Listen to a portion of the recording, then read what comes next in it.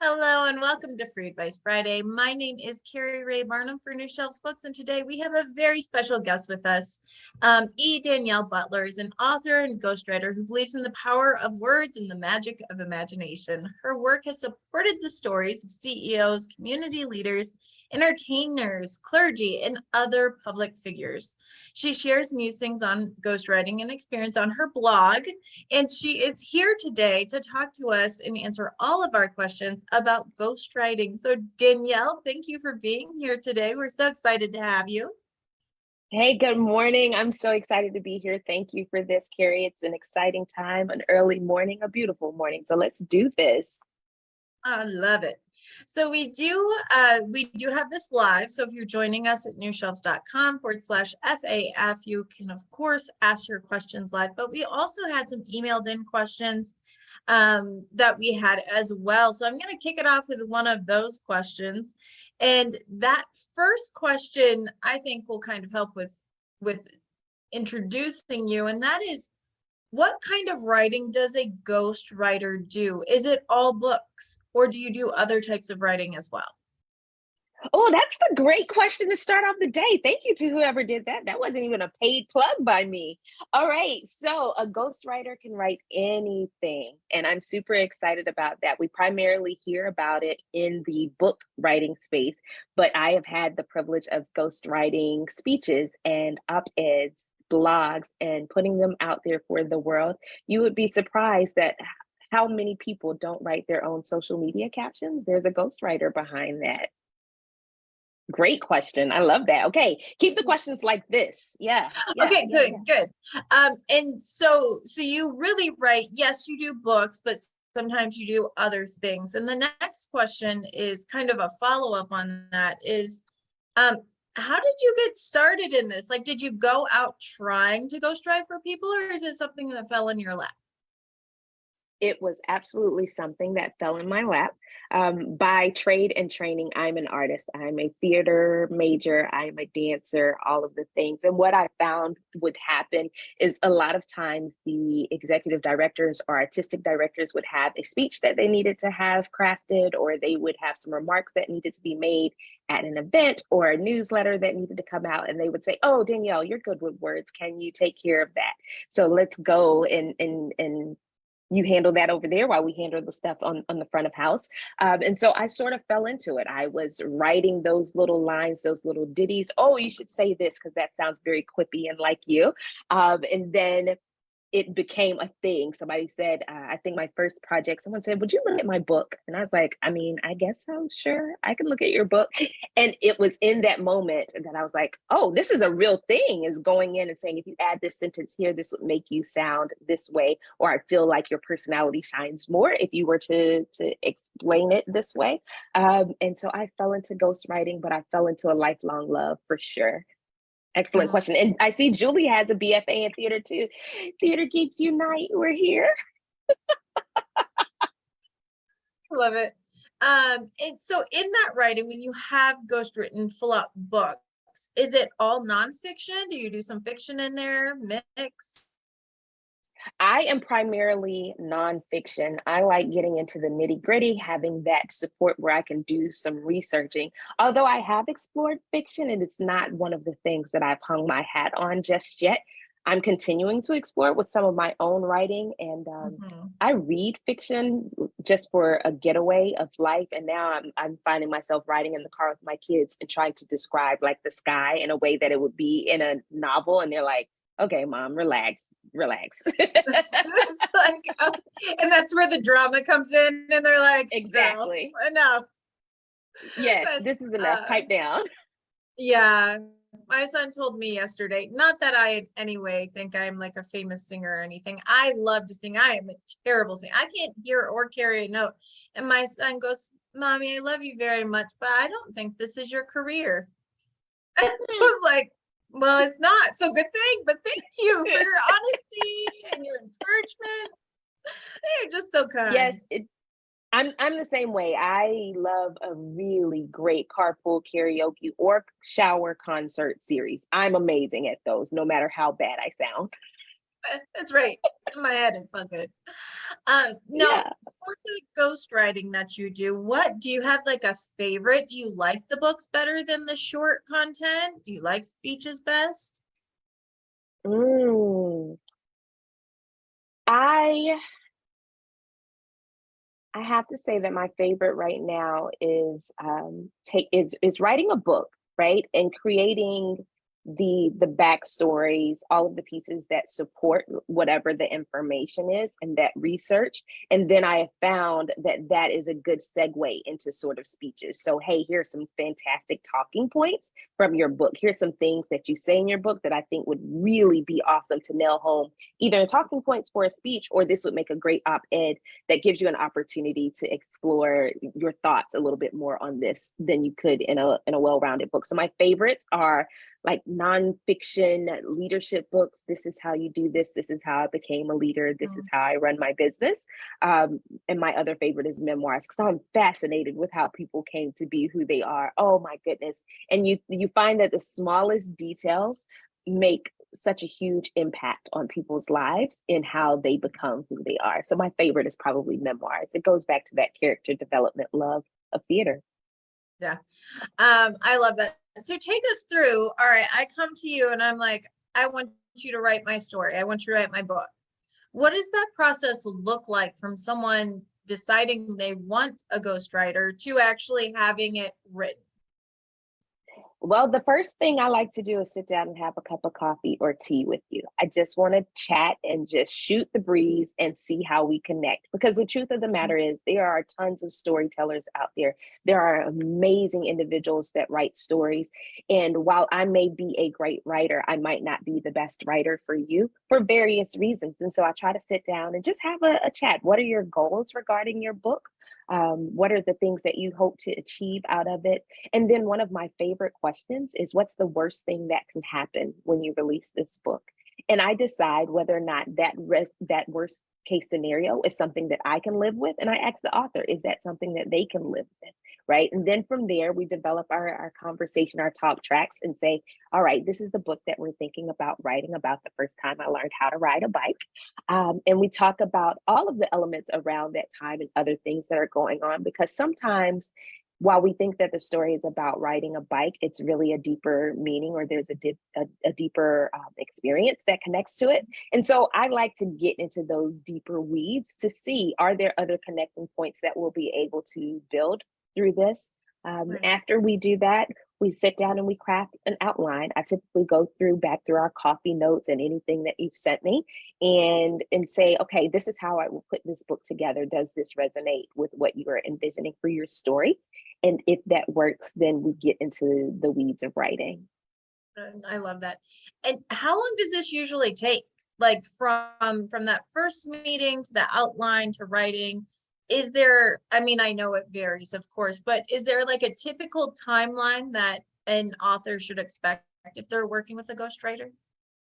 Absolutely. So I always say mark off 6 to 12 months, with that sweet spot being in the 6 to 9 month range, because there are inevitably some things that you're going to tell me in that story about learning to ride a bike that I got to do some research on. I need to go back. You're going to tell me that it's a rainy day because it's grainy in your mind, but I might go back to the almanac or to the history lot and find out it wasn't raining that day. That was just the fog of your mind.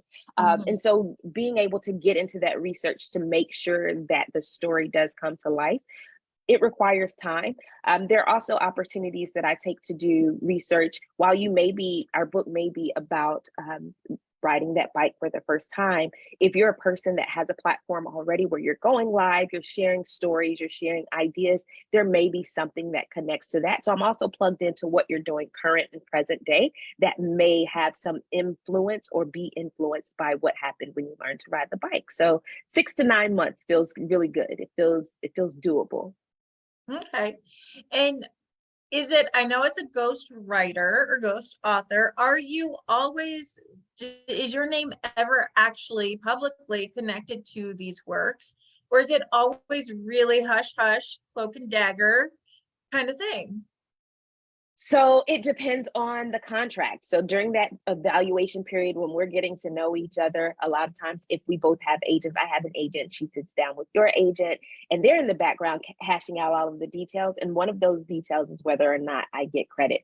There are some people that are out here that are so amazing. They have all of their knowledge, they have all of their pieces, they are well-respected voices. The problem is they just don't have time to sit down and write a book. And so in cases like that, I'm cloak and dagger all the way. You will never know. I'm not going to spill the beans. Why? Because I love the work that I do and I want to continue to work it. But there have also been opportunities where people have said, you know what, you've done some really heavy lifting on this project with me, and I would love to include your name in some way. So sometimes you'll see me listed as told to or with Danielle Butler. And in those cases, I'm listed as a collaborative author. Other times I just get like a little mention in the back that's like, hey, and thanks to my writing guide, my very writing godmother. And that's all the acknowledgement that I need. So it varies by contract and individual. Okay. That's a Yeah, wonderful question. Yeah.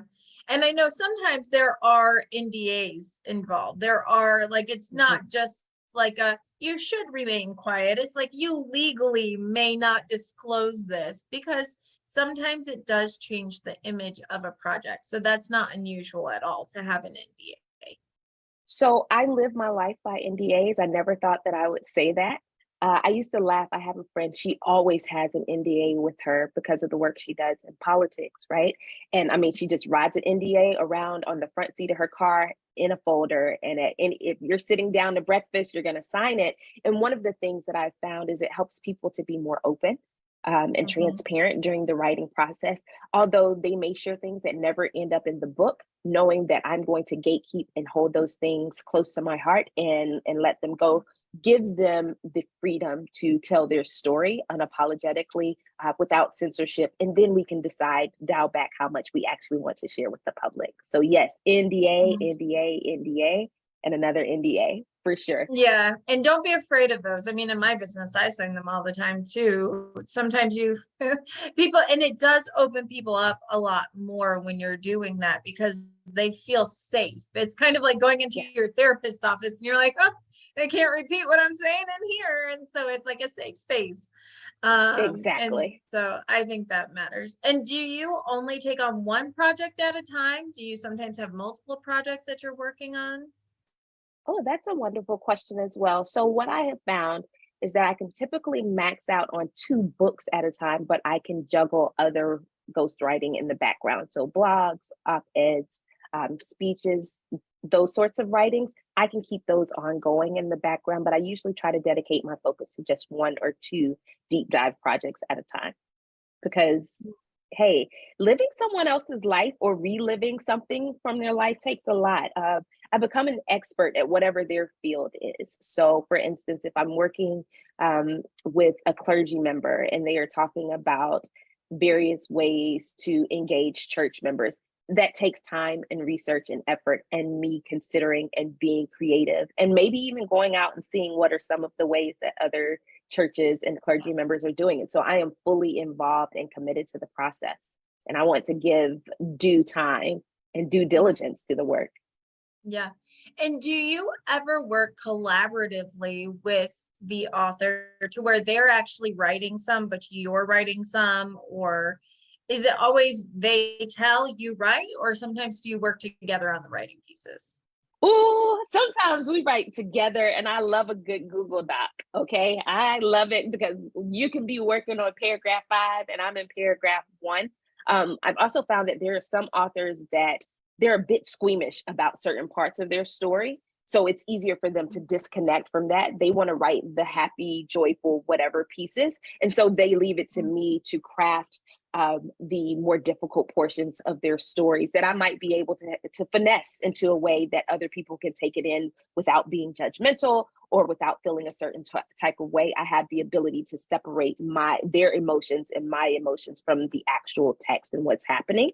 So I do have co-writing sessions where we're both hacking away at documents, or they hack something and then I put something in and I go back and review it. So that absolutely is a fun process. But I've also had those authors that literally give me 2 minutes of voice notes and say, I hope that you can get an entire book out of this because this is all I've got. That's when you go, oh boy. Yeah, of course. Of course. Of Yes. course I can. Of course I can. This is 96 seconds of I'm gonna get this done. This is juicy, so it's gonna be real good. And how is, and so with that kind of in mind, can you share how a ghostwriter is different than, say, an editor or a writing coach? Sure. So, an editor and a writing coach typically look at the work that you have already done and they guide you based on that. A ghostwriter is just that. I am the writer that makes an author possible because there are many people that have amazing stories. They are not great writers. And so, as a ghostwriter or a collaborative author, I'm able to come in and do the writing part to craft the entire story for them, even though it's their story. Whereas an Mhm. editor is going to look at it and say, hey, this works better for fit and flow and timing and tone and pace. A writing coach may say, hey, you can get this done. I believe in you. So let's get it going. Uh, what's holding you back from writing this next chapter? I've done both, right? I've been an editor. Mhm. I don't necessarily like hacking at people's stuff, going through with the red pen or purple or whatever color. I've also had the privilege of serving as a writing coach where I say, you can do this. I know that you can, but Mhm. I thoroughly enjoy saying, I know that your story matters and it's meaningful to you and to those that your message is attached to. So let me help you get out of your own way and tell it in a way that's going to connect with your readers. Yeah, that's good. And once you write a book, do you then send it off to an editor? Is that part of the process of publishing? It all goes back to that contract piece. So for me, there are some contracts that I have where I have an editor that I love. She gets me as an individual, but she has the flexibility to understand me in different voices. And so I may send something to her and say, hey, make sure that I'm hidden in the lines of these pages. Make sure that no Mhm. Danielle is showing. It's all Keri's story. So sometimes I do send it that way. Other times, I my job is just to write the manuscript. The person has a publishing deal that they're already working on. So there's an editor assigned to them. And in that case, the editor will send notes and then I get the notes back. So I'll make those changes and recommendations based on what the editor has shared. And again, that person is the author. I'm just the writer helping the vehicle, helping get their story forward. Right. And do you usually contract with a publisher or directly with an author, or is it kind of a mixed bag? It is kind of a mixed bag. So I have a literary agent myself, and oftentimes the projects that she brings to me are connected with a publisher. However, being out here as an entrepreneur, living the dream, I have to Right. do a lot of connecting with authors myself, and sometimes it comes as sporadically as, "Ooh, Keri, that sounds so good. Have you ever thought about writing a book on that?" Oh, I never thought about it. Or, yes, I did think about it, but I'm not that great of a writer. And that's when the Mhm. segue comes open. It's like, well, what about having somebody write the story for you? And sometimes I am that amazing person that can write the story. And Mhm. other times I may know someone that's better qualified to tell a particular type of story. Mhm. That's great.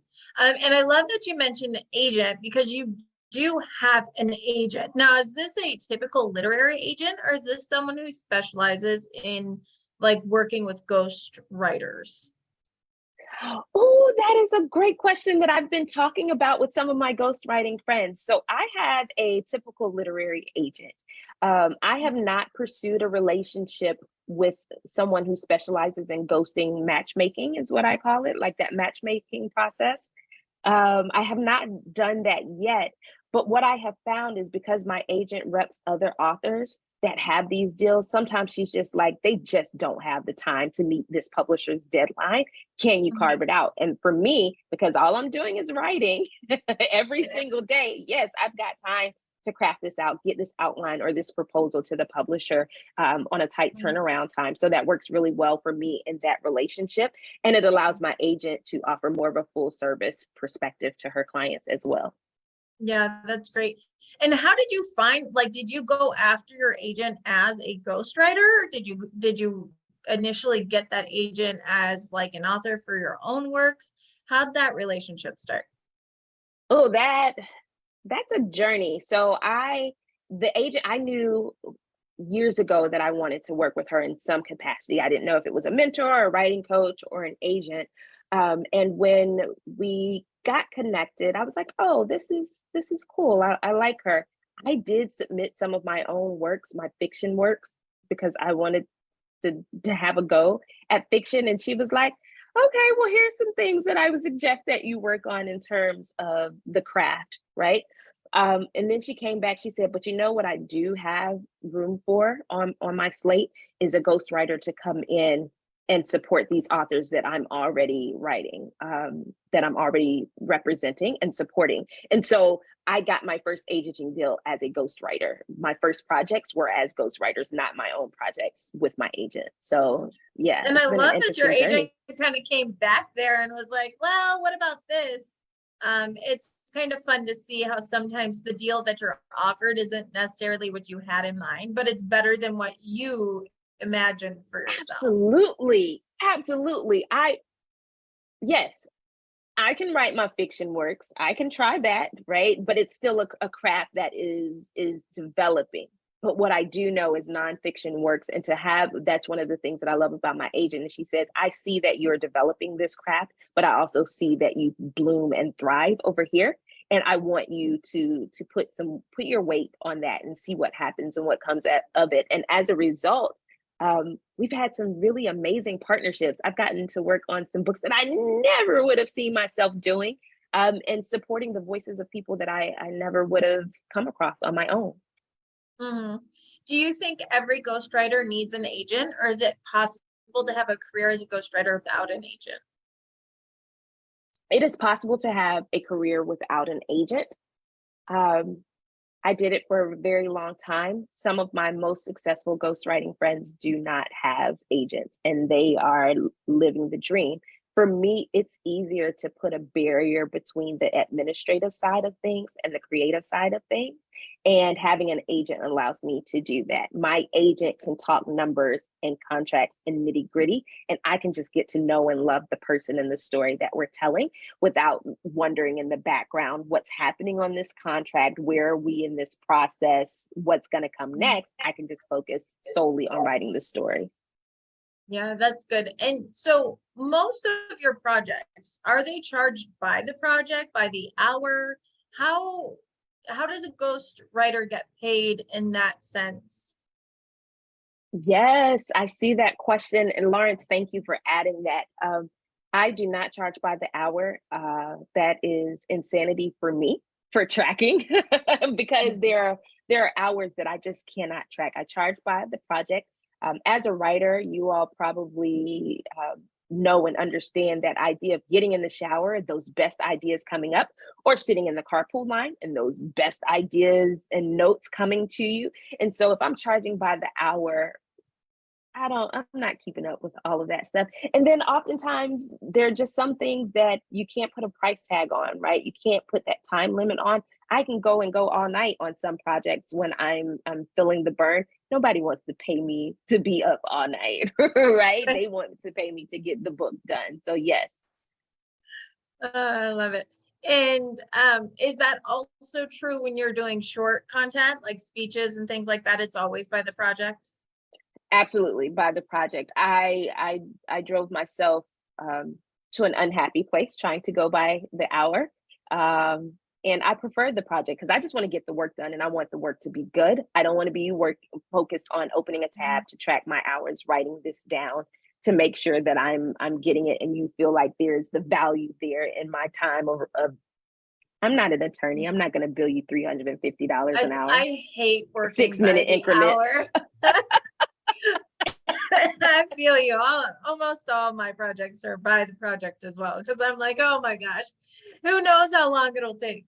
And so I think that's really good. Do you have any like advice for people who are ghostwriting? Like, is it by the word? Is it just, how do you determine not the scope of the project? I know that's based on that conversation, but do you kind of have a set idea in your head if it's by the word, if it's a memoir versus if it's a speech? Like, do you have set ideas of what you charge people?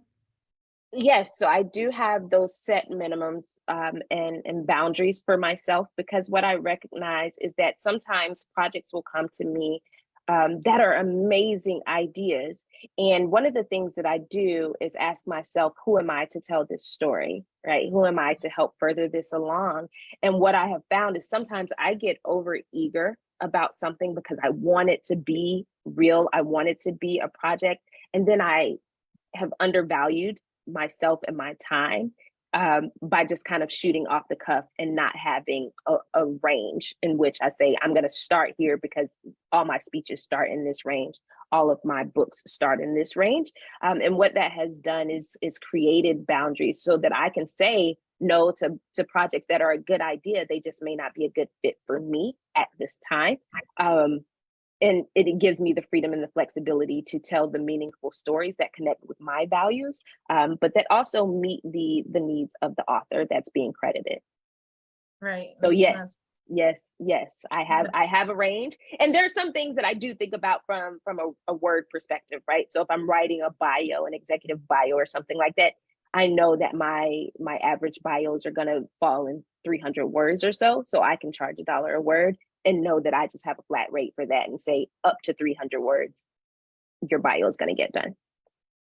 Right. Yeah, that's fantastic. How do, let's say edits, what if you had a author, or I'm sorry, you have someone who's writing a book or you're writing a speech for them, something, and they come back and they read it and they're like, I don't like it. How does that work? How does it work to edit to make sure that you're working with them to get the end process, but also setting boundaries of, I'm not going to re-edit this paragraph 15 times. Eventually we got to call it. Yes, so that's in the contract. It all goes back to the contract. I'm going to tell you have a certain number of revisions, 1 to 2 revisions, depending on what the turnaround time of the work is. The other piece of that is being very mindful at the onset. We're going to spend more time together on the front side of a project so that I can get to know you. Sometimes I'm going to call you or text you or email you, and I'm going to ask you something that feels very random, like, what is your favorite song? Or what shows did you watch last night? Because that helps me to understand how your voice might be or what types of things capture your attention. And so usually I spend the first part, I'll write a chapter, maybe 3, and say, how does this feel before we move on? I'm not going to write 10, 12, 15 chapters, hand them all to you, and then you'd be like, this isn't me and I don't like it. No, tell me early in the process so then I can hone your voice. We can converse. What would you say instead of this? I ask questions like, what words do you avoid altogether? What phrases should I avoid? Because there are some phrases that may be associated with an industry that a person is full stop against using. And so being very clear about those types of things up front helps to reduce the need for revisions and edits later. I have had those occurrences where we've started down the road and written a book, and then it's not the book that we wanted to write, some months into the project. And so then we have to look at scrapping that project and starting fresh because it is going to be a new work depending on how much of a revision there is. And so we start the process all over again. We need a new contract if it's going to be a totally new book. Right. And isn't that fun? Have you ever had an experience where you were working with someone where you, after starting, just said, nope, I cannot work with this person. I can't do it? I have, which is what led me to consistently having those coffees and strategic planning sessions. I had an author that the content was incredible. I wholeheartedly believe in the work that's coming out, right? Like, I know that work is going to be amazing when it does hit, but our personality types just didn't work, right? What I do as a researcher compared to that author's research, it just, every time we went for a pass, it didn't work. And both of us said, this isn't working. This isn't working because we both found ourselves up feeling like we needed to fix something, not sure what the fix something was. And so we agreed to part ways on that project. And I support the project wholeheartedly. I support their work because I still believe that it's a meaningful and necessary message. It just wasn't a story for me to tell. Mhm. And I want everyone on this call to know that Danielle asked me for a coffee date before she agreed to come on Free Advice Friday. She was vetting me, you guys. I passed, made it. She passed, and I passed her coffee date too. It was a fantastic meet cute. It was. Oh my gosh, it was. That's right. We missed each other the first time. We came back for it. It was awesome. All right. And Julie says we're having group coffee. Yes. yes, Done. always.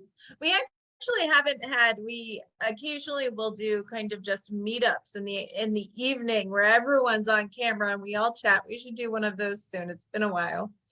Sign me up. I'm there. I know those are so fun because everyone just gets to talk because everyone hears me all the time, but it's nice for me to see your faces and talk to you guys, which is why this is so fun because we actually get to talk and interact. Yes. Do you have any advice for someone who would like to get into the world of ghostwriting? Like, I'm brand new, I have writing experience. What would your advice be to me to go start writing for people and getting paid for it? So portfolio matters significantly. Everybody wants to see a writing sample. And while I am an author, I do have books of my own. People are like, okay, that's great, but as a ghostwriter, we need to hear your voice as someone else. So I say, build your portfolio. Writing and publishing is one of those industries where they say you need experience to get the job, but you need a job to get the experience. And ghostwriting is no different. So I recommend reaching out to maybe 2 or 3 people in your network and asking them for an opportunity to tell some portion of their story. Just a snippet, right? Maybe writing a chapter in their voice as them, whether it is a nonfiction work where they are sharing how to make a peanut butter and jelly sandwich, right? How are you going to tell that in their voice? Or if it's a personal moment, like a slice of their personal history, that way you have some samples to work with. You have something to start from to say, see, here, I'm outside of my own head. One exercise that I do just for fun when free time permits is I'll take a book that I already love or that I've read or a movie or something, and I'll rewrite the ending. If I was this same writer, what's an alternate ending that I could give this that's still in their voice, that still comes across as them? So building that portfolio is number one. Number two is having that platform somewhere where you and your work can be found. So how are you going to show up, whether that is on social media, whether that's your website? Have you started a Substack or a Medium platform? So having some sort of platform where people can get to know you both as a person, but also as a qualified writer. And then as far as the marketing is reaching out, making relationships and connections. You want the editors to know your name. So I attend writing conferences and I set up those appointments. While most people are going to an appointment to pitch their book to these editors, I'm going to an appointment to say, hey, I'm a ghostwriter. Here are 3 samples of works that align with the type of works that you represent. Keep me in mind for those fantastic stories that need to be told that don't have great writers to them. So I hope those 3 things help, right? The portfolio, the platform, and then the approach of someone in the industry for networking. Yeah, and I love your idea of kind of going to a couple of people. Like if you want to write blogs, go to a couple of people who have active blogs or who you think, and then say, hey, can I write this for you? Or can I write this as you? I will say a lot of low-hanging fruit are people who do things like lifestyle blogs and cooking blogs, because usually they have their recipe, right? But then they're telling a story with it. So if you could do something like that, that's pretty quick and easy. Like this is not going to take a year of your life. It's going to take a day or 2 for you to do it. And it's something that's really easy that can help you grow, or social media content. That kind of thing is it's good for your portfolio without having to create like this whole work of like, oh yeah, I wrote this entire book, to build my portfolio. You don't have to do all that. Like think small. No, and think, please don't. yeah, Please don't. yeah, exactly. So I think that's great. Now we have Susan, and Susan says that she became a ghostwriter accidentally. Okay. She finished her beloved author mother's novel at her mother's request after she passed away while living with her. So have you ever ended up finishing someone's work because they passed or, just kind of happened? Yes, I actually have. There are some amazing individuals out there that, for whatever reason, life circumstances or passing, they are unable to tell their story, but it's still a story that needs to be told. And so, in that case, yes, I have done that. I have some authors that have works that some people. All right, this is a candid conversation. It's Friday, right? We're having fun. Friday. So here's the deal. There are many people that recognize that sometimes you become more famous or your legacy is laid in stone after you die, right? Like, and so there are people out there that have crafted what they hope to be their most poignant works, but they don't want it released, or they're just kind of dragging their feet on it until after they've gone on, or until something else significant happens in their life where they're not going to have that time. And so I have people that I've partnered with and talked with them about their legacy plan. What is your legacy plan? You have these works. What is the plan? Okay, you've got 5 incomplete scripts, but you want to finish them. All right, let's get those scripts finished. My mother actually passed away 15 years ago, and in her items, I found works. I found incomplete notes, outlines, and books. And so sometimes, just for comfort, I add on to her story, or I do the research. Will I publish those books? Perhaps. But for now, it gives me a connection point to her.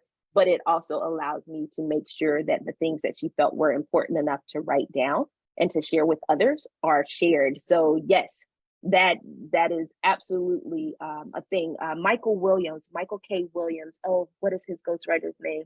Maybe John Sternfeld. So Michael K. Williams passed away tragically, I believe it was last year, due to a drug-induced overdose. They were in the middle of a project, so his ghostwriter finished the project and has been doing the book tour for that. Unfortunately, that happened, but I love that he was committed to his story enough to not let it die on the vine. He said his words, his experience, his lived experience is worth sharing with the world even after he's gone. Yeah. Yeah. And I think, like what you said, as far as legacy, I think that happens a lot. Sometimes people have a story that they want to share too, that they're not ready to release while they're alive. They are Yep. not, they don't want to see the fallout, or they don't want to, they want to be gone before that story comes out. And so I think we see that sometimes as well, is where people entrust their story to someone, knowing that it will be told later, and that can be a Yes. beautiful thing. Absolutely. That's why I go back to that first question. What is the absolute worst thing that can happen with you releasing this book? What is the worst thing that can happen when you tell this story, right? So what is that fallout going to be like? Is there potential legal ramifications, those sorts of things? And if you can live with those, then deciding what the best course of timing would be based on that, right? Because there's some things that need to be told, but they don't need to be told right now. So then I can be the keeper of secrets. I can hold on to that and have some words or some recordings of saying, this is me giving Danielle my blessing, my permission to tell this story. This is true in my own words as I told it to her. Right. And speaking of legal ramifications, I would assume that that's something that goes in your contract as well, that you are telling their story, but you're not legally responsible for the information, facts, legal ramifications, anything like that, correct? All of that, no indemnification. I don't want it. I'm just here as a vessel and a vehicle. I'm going to tell what is told to me. I am going to do some research, but I recognize that some people's stories, I have a celebrity that I worked with. There are other celebrities that are involved, right? So then we make the decision, Right. do we change the name? Do we remove any identifying characteristics? What does that look like? But at the end of the day, nope, don't come back to me. I don't want it. But also, if something is coming up, let me know that something has come up. Let me know that there may be some wind blowing back on this, which goes back to developing that relationship. I trust my writers enough, my authors enough to come to me and say, hey, Danielle, I received this notice from an attorney, or I got wind of this coming up. And the same thing when I'm doing my research, or once I've done a book or I'm working on a book, hey, I saw that this is picking up some steam. I wanted to make you aware of it so that we can decide best course of action, so that we can create a conflict or disaster management plan surrounding it. Yeah, but absolutely hold me harmless, please. That's right. That's right. And has that happened though, where like people have come to you and said, hey, just wanted to let you know I got this legal notice? It has not. I try to be as thorough on the front side to avoid that. God willing, and the creek don't rise, it never does. But I try to be mindful of that and try to hit it from every angle. Sometimes, depending on, there's one story that I was working on, and it was a memoir, extremely heavy names named and all of that. So the first thing I did, I said, we cannot name any names in this. And the other thing was, we need to consult with an attorney to see what the statute of limitations are on some of the things that we may be sharing on this work, because that protects us on the front end. It gives us the hard things to think about. We don't like to think about the hard things, but sometimes with the story, it's necessary to do that. In the end, that author has not released their work yet. They have removed names specifically, but they are waiting on some of the details, some of the statute of limitations to run out on some of the things that they share. Some people have passed away, so they decided they want to go back in and tweak how they portray them, right? Because it's very different talking about someone that's already gone. There's a certain level of respect and reverence that people are committed to. Even if the person was a terrible person in their lifetime, there's a way that we want to memorialize them in books, that we don't want to say, well, they were terrible, but because of this. And so, right. Yes, in that case, it's right. Happened that way. Yeah. That's so right. That book is on ice. Oh my goodness. I was just talking to someone about how everyone's an angel at their funeral. I mean, everyone, oh, they were such a good person. Please, you guys, go up there and be like, she was an airhead. She was, God bless her. She was an airhead. We loved her. She, was yes. kind of weird. Like, please, let's be honest. Because yes. if I think it's just so funny how everyone's just got these stories, and I'm going, are we talking about the same person? Are we talking about the same person? That happens to me often, where I'm like, we can't be having the same experience. Like, we cannot be discussing it. And so I also work with authors on that, right? If a person has a story where it's just a horrible human being, right? How do we humanize them? Right. Like, there's some element, because there's something that made them a horrible human being. And so maybe we shine the light or do a little poking in that so that they come across as more humane. Yeah. The balance of real life, because it's most of us have some good and some bad in us, and things that drive us to be as we are. For ghostwriting, are there any places that you would suggest, someone who's new to ghostwriting, any places or resources you would suggest where people can go to find ghostwriting gigs or to place themselves? Places like Reedsy, maybe, creating a profile there. So I submitted on, I'm going to have to plug New Shelves Books here. I was the guest blogger this week. There are a few resources listed at the bottom of that. Reedsy is one of them that I included.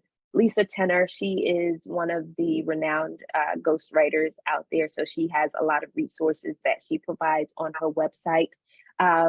The Publishing in Color is a Christian Writers Association, but they have like lists of resources, editors, agents, job opportunities on their newsletters. Same for my agent and Javon Bolden of Embolden Media Group. She has a lot of resources that are up there. Join the Facebook groups, find the Twitter threads. I follow the Manuscript Wish List, MS WL hashtag. I had to say it out loud. Yes. Manuscript wish list, where editors and agents are posting what they're looking for. And sometimes there's an opportunity there where they have like a great idea that they're looking for, or they have the amazing person that just is not a writer. So absolutely, Twitter is, in all of its changes, still remains a beautiful space for writers. Yeah, and I have to reiterate that you guys, we're looking for readers. We're looking on Facebook, TikTok, Instagram. But if you're looking for writing opportunities, writing gigs, agents, those types of things, that's all on Twitter. That is where a lot of those people hang out. So looking for ghostwriting opportunities on Twitter is so smart. And we have a question. This one's about a kind of agent pitching, and I'd love your take on it. So we have an author here who is going, and she has an opportunity to pitch to agents this coming weekend. And I know you've done this. I know you've done this more as here are my works and here's what I offer. But when you pitch to an agent in these little pitch sessions at like conferences, what is your experience? Like, you go and you typically have like 10 minutes. Do you get feedback right away? How does that typically work for you? Yes, so sometimes you do get the feedback right away. The first level of feedback is watching your face as you're speaking, right? Because sometimes you can tell the eyebrow raised, this is interesting, the eyes crossing, this is confusing, right? So looking at that first level, but when you go and you have those 10 minutes, start with your high level overview, your high concept. What is this book about, right? This is When Harry Met Sally meets Vampire Diaries, right? So start there, start with that hook, and then talk about what are the reader benefits. That's going to be the next thing that they're going to ask you about. And then the third thing is your platform. Why are you the person to tell this story now? Because I have a platform, I'm doing this. I see that Julie has shared like a question about a memoir, right? So if I was Julie and I was going to pitch this weekend, I would give the high level concept of what my book is about. Then I would share what my benefits for the readers would be, maybe the top 2 or 3. And then I would talk about my platform and or my qualifications for telling said story, because those are the 3 things that they want to know right away. They want to know, do you have the ability to share this book? Do you know what you're talking about? And do you have a clear idea about what this book is? Because 10 minutes isn't a lot of time, but it's also a lot of times, also a long time to share. Well, and I think to know that they may right away say, I'm really interested in this, send me your outline, they may ask for something right away. But typically they're not going to say, oh, do you have the book on you? I'll look at it right now. That's not how it happens. And they're not going to sign you right away either. What they will do is they'll say, here's my email address. Send me your outline. Send me your first 10 pages. Send me your proposal. Yeah. Your proposal. So that's typically what it is. You're not going to get a yes right away. You probably won't even get a no right away.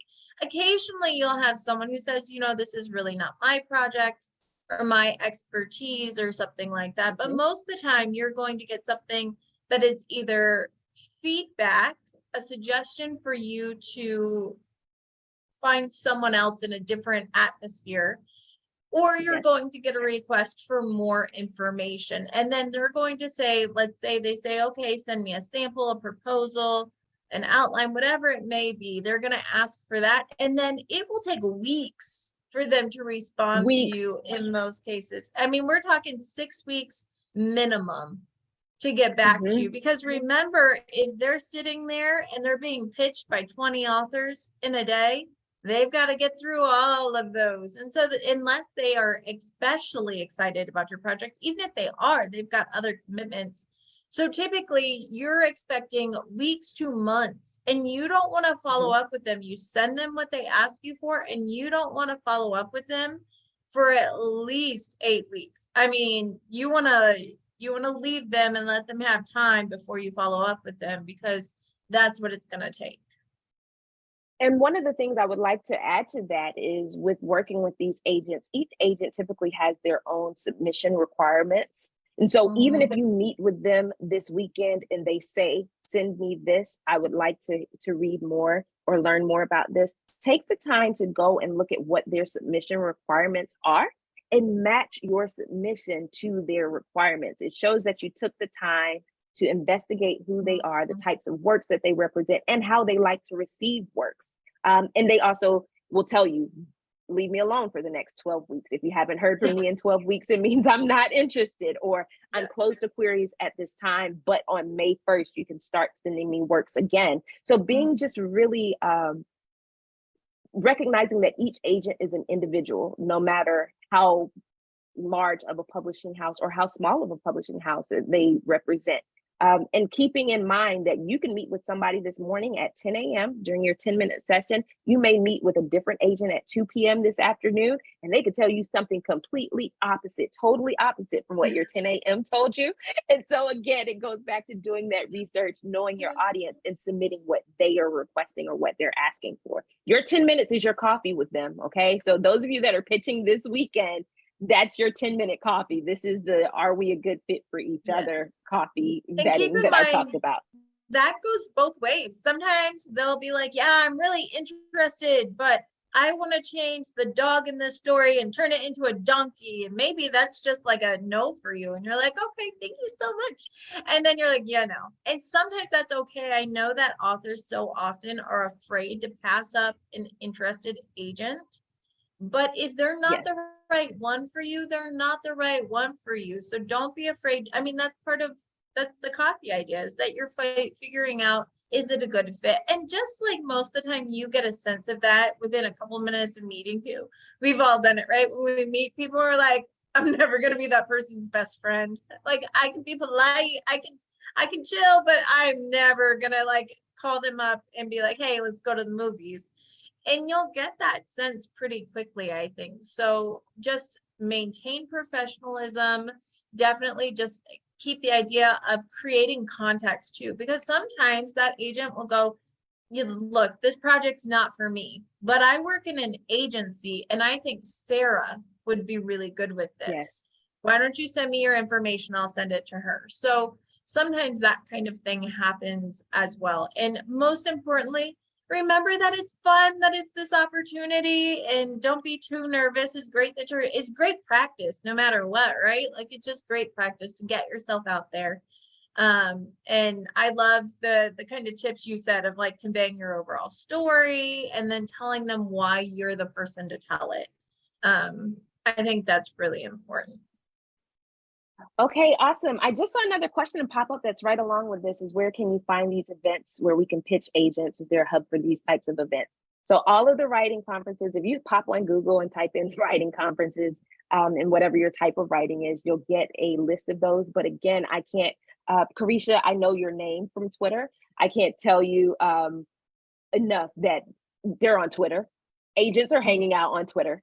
They are looking for writers, and that hashtag MSWL, I'm gonna put it in the chat, manuscript wish list, will guide you and point you in the direction of a lot of those listings. You can tell who the agents are that are currently taking the listings. And then those writing conferences, the best investment for me at a writing conference is those added on one-on-one pitch sessions, or those opportunities to pitch. And there are, I have seen agents in this chat today. There are agents that are here. I recognize their names. Love it.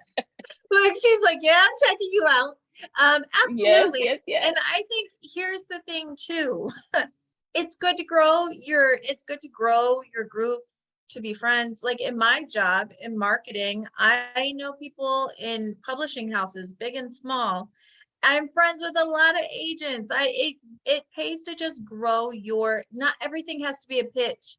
It can be a relationship where you just get to know people. I promise they will get the idea that you do what you do. And if they're interested, they'll reach out to you. So don't be afraid to just be there. I have had more success. So full transparency, I've had more success through relationship driven conversations than I have through pitching. My pitching has not secured the same amount of opportunities as relationships. I always say it's not always what you know, right? I know how to be a good writer. I know how to do that, but sometimes it's who you know, and then more importantly, who knows you. So there are people that I've made the effort to get to know, right? Like I'm getting to know them, and I don't we get to know each other. I never talk about writing, or maybe I talk about it in passing, but they have turned around and said, hey, aren't you a writer? Because this came across, and I think that your personality would be a good fit for this. Those have been more than the, hey, I'm Danielle and I'm a writer and I want to write this book. You want to write with me? Nah, never Right. works. But if I'm like, listen, I've been drinking this mushroom coffee for 2 weeks. Okay, and I'm going to write a review about it. Right, that connection over the mushroom coffee is like, you know what, I met this quirky writer who was talking about this mushroom coffee. I wonder if she writes other things. And it happens that way all the time. I sure hope so. I hope you're writing more than reviews, but I want to see that review now. I love it. I love it. All right, well, we are at the end of the hour. We don't want to keep you over too much, but how do we reach you? Everyone wants to be your friend now because you're fabulous. So how do we reach you? Well, thank you. I think you're all fabulous too. So it looks like Keri has just placed my email address. I'm sorry, my website down in the chat. I'm everywhere as at Evie Danny Books. Let's see if I can do this. This is me being savvy, guys. Like that mushroom coffee doing it. Okay, it's kicking in. This is the focus. I'm only an hour in and the focus is here now. Yeah, and for those who are watching, yeah, perfect. And for those of you watching the replay who are not in the chat, that's edaniellebutler.com is the website. You did just do a guest blog for New Shelves. So if you go to newshelves.com, go to our blog, you will see that pop right up, and all of Danielle's information is at the bottom of that blog, as well as the resources she was talking about. So that is a fabulous blog. It's called 5 Things to Know About Working with a Ghostwriter.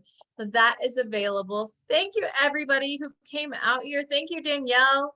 It was a lot of fun, and hopefully you guys are kind of inspired on all the things you can do, but also if you've got a story inside of you that you simply don't have the time to write, no, there are resources to get your story out there. So thank you so much. We'll see you guys back here next Friday, 10 a.m. Eastern, and be sure to go check out Danielle's website and follow her on all the places. Thank you, thank you, thank you. Everybody. Have a great day, everyone. Bye-bye.